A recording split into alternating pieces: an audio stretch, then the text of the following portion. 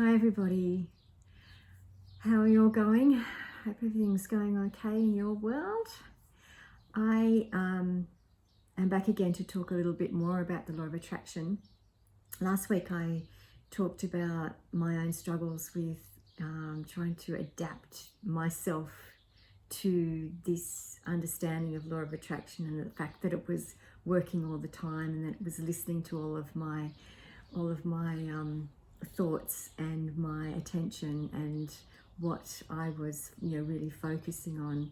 And we also talked about the fact that there's no on-off switch, so I couldn't turn law of attraction off while I was finding my way with it. And it's kind of like a little bit like Big Brother, I guess, in a sense that it's always listening in, always tuned in to where we're at, what's going on inside of us, and that's what it's picking up, and that's what's it's going to keep including for us. And the fact that law of attraction can work for us, and it can also work against us as well. But really, it's not the law of attraction that's working against us. It's our own. It's where we're at and how we're playing with our own thinking and our own attention, and our whole body experience. So I want to talk today about the roadblocks, the roadblocks and distractions that get in the way of being able to manifest what it is that you're wanting. And I think that it's so important to have a really good understanding of how the law of attraction operates, and the fact that it is always operating, as we've already spoken about. But it's also really important to understand, there's certain ingredients that go into the mix of being able to successfully, deliberately create what you're wanting, to make that happen in a way that's more consistent. Because often, we can be manifesting great stuff for ourselves, but often for most people, when they're trying to use law of attraction to leverage for their manifesting, often what happens is that it becomes a hit and miss effort. It doesn't, not a hit and miss effort, a hit and miss result for them, and it's not something that's more consistent.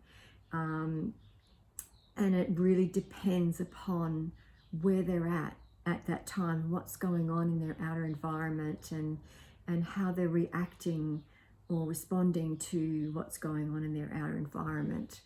And so there's a lot of bits and pieces that act like kind of roadblocks and distractions to us in terms of our manifesting, and then that has the flow-on effect of having a real hit and miss kind of result to it.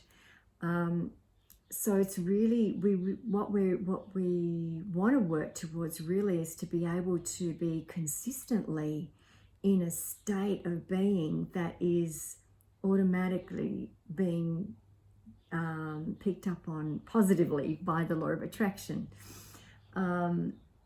So we want to be in a consistent way, and then that's what the law of attraction will pick up, and including to our experience. So it's really about managing our own state of being. For me, certainly in the past, and this is the same for everybody who is just coming into learning about law of attraction, and whether you've been known about law of attraction for a long time, but not been really able to get on top of being able to be consistently in a certain sort of state that is positive and working for you in terms of law of attraction. What happens is that something might happen in our outer experience, our environment, like we may somebody might be rubbing us up the wrong way, for example, doing something that's irritating to us. And so our attention is immediately over there, taken over to that person, and and we start putting a lot of attention then on that person irritating us and the irritation that they're doing. And so what happens then is that the law of attraction, of course, is still listening because it doesn't have an on-off switch. And law of attraction goes off and brings a little bit more of that into our experience. And so the irritation just grows, not only in our experience of it and what we're getting from the outside, but also the irritation grows from the inside as well. And then, of course, it just has this snowball effect of creating more and more of irritation within yourself and between yourself and that person. And it may be also inviting other irritating kinds of people into your world, and also inviting more irritations in general into your world. So that's what happens. And the other thing is that can be happening. And so we do need to keep, get ourselves to a place where we have our own track that we're walking, and we've got to be able to stay on that track without that irritating thing going on, for example, out in our outer experience, influencing or interrupting where we're wanting to go. And so it is really about being able to be in a state where you're not getting caught up in what's going on outside of you and allowing that to impede the results that you're getting for yourself, because you have something that you're wanting to manifest, which is down this way. If you get all caught up over there with them, you've gone off your track.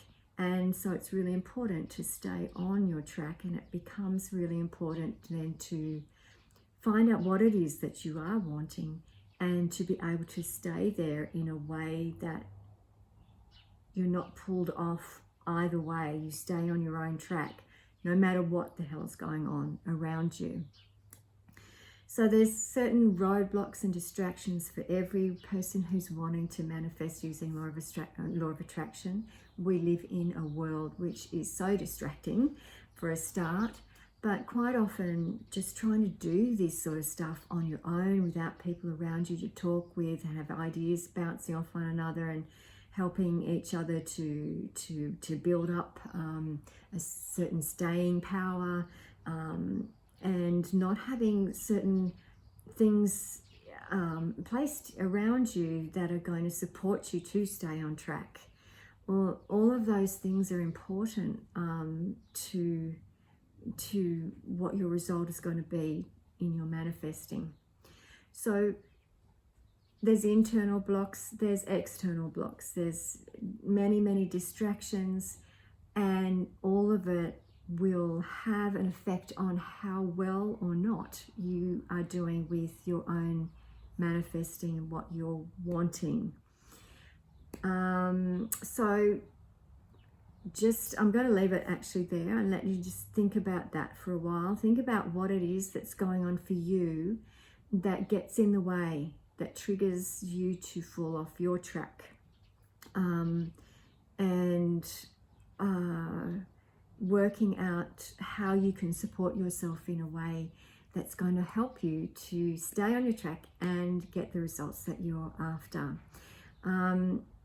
So I just wanted you to have a little bit of a think about that today, and I'll be back to talk a bit more about this again, but just to start thinking about, what is going on in my environment and what does trigger me, what takes me out of that state of being that is useful, and what can I do about that? What can I do about that to help support me better right here and now and as I move forward? So I'll leave you with that, and I hope you have a good week, and I will be back to talk to you again more about this later on. Okay, awesome. Look after yourselves. Bye now.